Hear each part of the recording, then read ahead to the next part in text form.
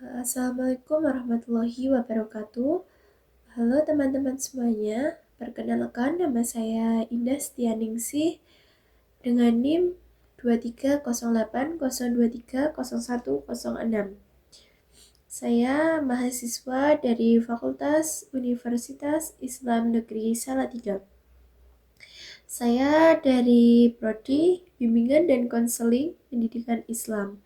Nah, di sini pada kesempatan kali ini saya akan menyampaikan psikoedukasi mengenai burnout akademik pada mahasiswa ketika lelah belajar, bukan sekedar capek biasa. Nah, saya memilih tema ini karena burnout akademik merupakan salah satu masalah yang cukup sering dialami oleh mahasiswa. Kesibukan kuliah, tugas yang menumpuk, tuntutan nilai yang baik, hingga berbagai aktivitas lainnya seringkali membuat mahasiswa merasa lelah dan tertekan. Nah, teman-teman, saya ingin bertanya terlebih dahulu, apakah teman-teman pernah merasa lelah dengan tugas yang tidak ada habisnya? Nah, atau pernah merasa sudah berusaha belajar dan mengerjakan tugas, tetapi tetap tidak memiliki semangat. Nah, jika pernah, itu bisa jadi merupakan salah satu tanda burnout akademik. Nah, di sini dengan melalui video ini saya akan membahas tentang pengertian burnout akademik, penyebabnya, tanda-tandanya, dampaknya, dan cara mengatasinya. Nah, mari kita mulai pembahasannya. Yang pertama di sini ada apa sih itu burnout akademik? Nah, di sini burnout akademik adalah kondisi kelelahan fisik, emosional, dan mental yang disebabkan oleh tekanan akademik yang berlangsung dalam waktu yang cukup lama. Nah, di sini burnout berbeda dengan rasa lelah biasa. Nah, jika lelah biasa itu dapat hilang setelah kita beristirahat atau tidur, sedangkan burnout biasanya membuat seseorang tetap merasa lelah meskipun sudah beristirahat. Nah, misalnya seorang mahasiswa yang mengerjakan tugas hingga larut malam, awalnya ia masih mampu menjalani semua aktivitasnya. Nah, namun setelah beberapa waktu ia mulai merasa jenuh, terus sulit fokus dan kehilangan semangat untuk belajar. Nah, kondisi yang seperti ini itulah yang disebut dengan burnout akademik. Nah, burnout akademik tidak hanya muncul secara tiba-tiba, tapi kondisi ini berkembang secara perlahan yang awalnya hanya merasa capek, kemudian mulai merasa jenuh, kehilangan motivasi, hingga akhirnya merasa terbebani dengan aktivitas akademik yang dijalani. Nah, karena itu penting bagi kita untuk mengenali burnout sejak dini agar tidak berdampak lebih jauh terhadap kesehatan mental maupun prestasi akademik. Selanjutnya juga ada penyebab burnout akademik. Nah, di sini ada beberapa faktor yang dapat menyebabkan burnout akademik. Yang pertama adalah tugas yang menumpuk. Sebagai mahasiswa biasanya kan sering ya menunda-nunda tugas. Nah, kita itu sering mendapatkan banyak tugas dari berbagai mata kuliah dalam waktu yang hampir bersamaan. Nah, disitulah tugas akan menjadi terus-terusan menumpuk. Ketika kita tidak cepat-cepat untuk mengerjakan atau menyicil tugas tersebut. Contohnya nih, misal minggu depan itu harus ada presentasi, terus ada mengumpulkan tugas makalah, membuat laporan, dan mempersiapkan ujian. Seperti itu, kondisi tersebut tentu dapat membuat seseorang itu akan merasa kewalahan. Nah, penyebab yang kedua yaitu ada tekanan untuk mendapatkan nilai yang baik. Nah, di sini pasti banyak mahasiswa yang memiliki target tertentu, seperti ingin mendapatkan IPK tinggi, terus mempertahankan beasiswa, atau memenuhi harapan orang tua. Nah, tekanan tersebut dapat menjadi sumber stres apabila tidak dikelola dengan baik. Nah, penyebab selanjutnya di sini ada penyebab yang ketiga adalah kurangnya waktu istirahat. Misalnya, sering begadang untuk menyelesaikan tugas atau belajar menghadapi ujian. Nah, jika dilakukan terus-menerus itu, tubuh dan pikiran akan mengalami kelelahan juga. Nah, selain itu, burnout juga dapat terjadi karena kesulitan mengatur waktu antara kuliah, terus mengikuti organisasi, terus melakukan pekerjaan, dan aktivitas pribadi lainnya. Nah, di sini juga ada faktor kebiasaan membandingkan diri dengan orang lain juga. Nah, di media sosial itu biasanya kita juga sering melihat teman yang terlihat sukses, aktivitas berorganisasi, terus memiliki prestasi yang banyak, dan mendapatkan nilai yang bagus. Nah, tanpa disadari, kita mulai membandingkan diri sendiri dengan mereka dan merasa kurang baik dibanding orang lain. Nah, padahal setiap orang itu memiliki proses dan kemampuan yang berbeda-beda. Nah, selanjutnya ada tanda-tanda burnout akademik. Nah, lalu bagaimana cara mengetahui bahwa seseorang itu mengalami burnout akademik? Nah, di sini ada beberapa tanda yang dapat dikenali. Yang pertama adalah mudah merasa lelah. Nah, seseorang yang ketika teman-teman melihat ada seseorang yang mengalami burnout sering merasa kehabisan energi meskipun tidak melakukan aktivitas yang terlalu berat. Nah, yang selanjutnya itu adalah kehilangan motivasi belajar. Misalnya, mahasiswa yang biasanya semangat mengikuti perkuliahan dan tiba-tiba uh, dia merasa malas membuka materi atau mengerjakan tugas. Nah, selanjutnya ada juga sulit berkonsentrasi. Nah, misal saat dosen menjelaskan materi, pikiran kita itu mudah melayang dan sulit fokus pada pembelajaran. Seperti itu. Dan yang keempat, sering menunda pekerjaan. Nah, tugas yang sebenarnya bisa dikerjakan, dicicil, nah justru terus ditunda terus karena merasa tidak memiliki energi atau semangat.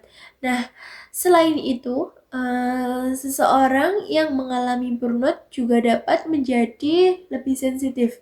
Nah, mudah marah dan mudah merasa frustasi. Teman-teman juga pasti pernah kan mendapati temannya seperti itu. Nah, sekarang coba teman-teman refleksikan sebentar. Apakah kalian tuh pernah merasa lelah meskipun tidak banyak beraktivitas? Nah, baik.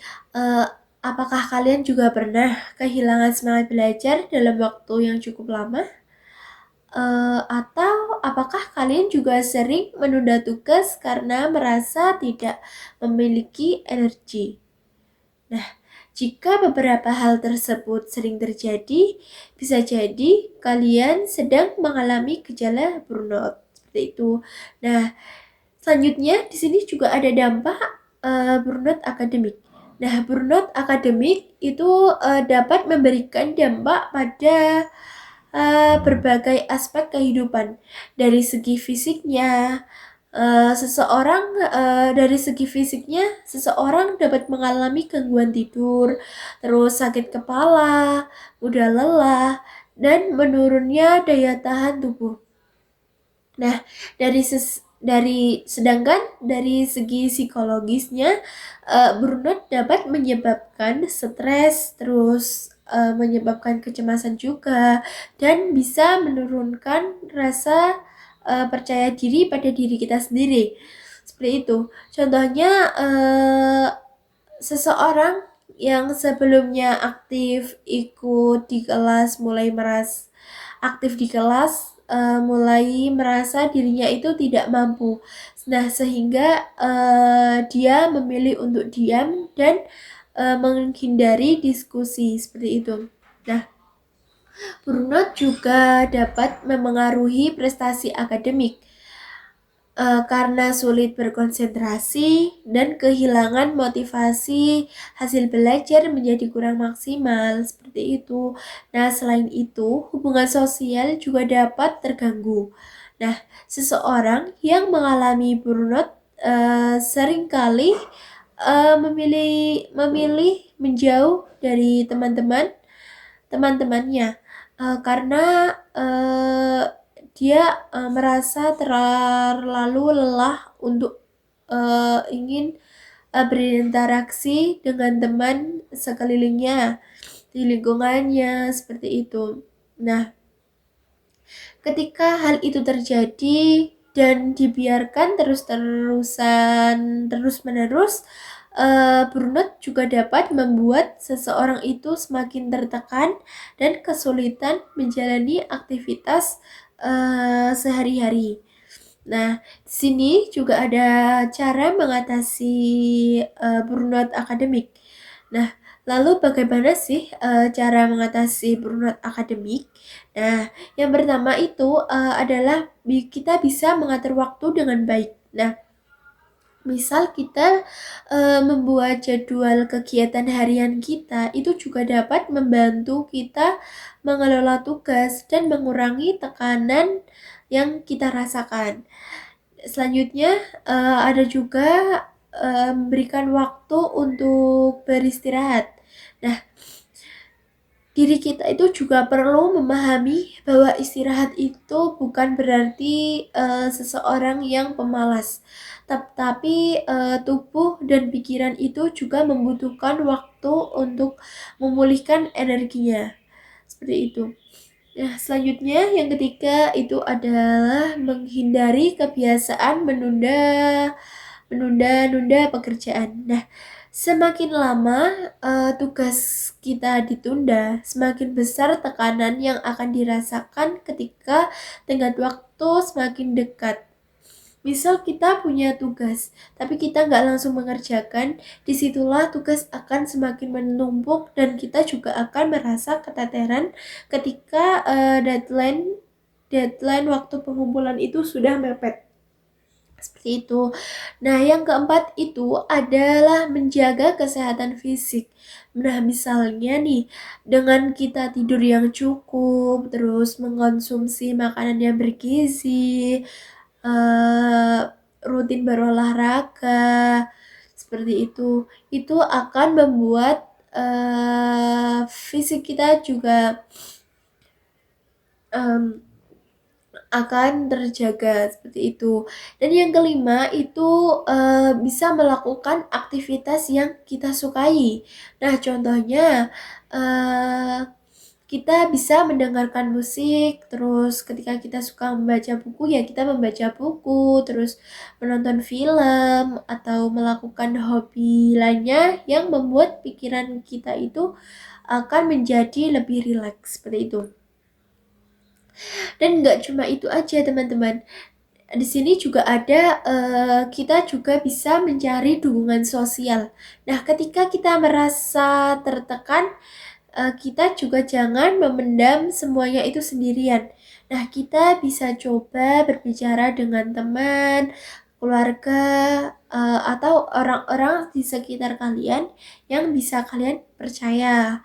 Nah,